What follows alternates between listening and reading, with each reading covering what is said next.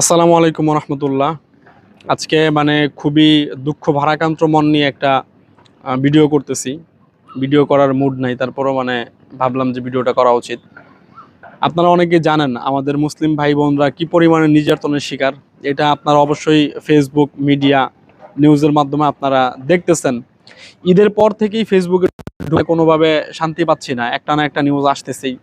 তো কিছুদিন আগে, একদিন না 2 দিন আগে দেখলাম যে রাফা একদম নিশ্চিহ্ন হয়ে গেছে, ওইখানে কোনো মানুষ নাই। তো আমাদের যেই দেশটা আমাদের মুসলমান জাতির একটা শত্রু, ওই দেশটা আমাদের বিরুদ্ধে অনেক নির্যাতন চালাচ্ছে। ওই দেশটাকে সাপোর্ট দিচ্ছে আরও কিছু রাষ্ট্র, আরও কিছু দেশের প্রধানমন্ত্রী, তারা সাপোর্ট দিচ্ছে।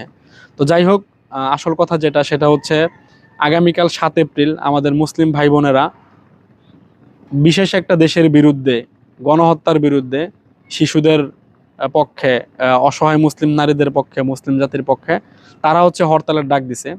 তো আমরা বাঙালি মুসলিম বা মুসলিম জাতি হিসাবে আমাদের উচিত তাদের এই হরতালকে পূর্ণ সমর্থন জানানো। তো এটার জন্য তাদের সাথে একাত্মতা পোষণ করে আমাদের স্কুল, কলেজ, ভার্সিটি, অফিস, আদালত, কর্মস্থল সবকিছু বন্ধ রেখে তাদের পক্ষে দাঁড়িয়ে ওই দেশটার বিরুদ্ধে আমাদের অবস্থান স্পষ্ট করা জরুরি। এর জন্য তাদের সাথে আমরাও আগামীকাল ইনশাআল্লাহ রাজপথে থাকব। আপনারা যারা যারা আছেন, যে যার জায়গা থেকে, যে যার স্থান থেকে, দল মত এবং রাজনৈতিক সবকিছু ইস্যু আলাদা রেখে আপনারা সবাই অবশ্যই আমাদের মুসলিম ভাই বোনদের পক্ষে দাঁড়াবেন।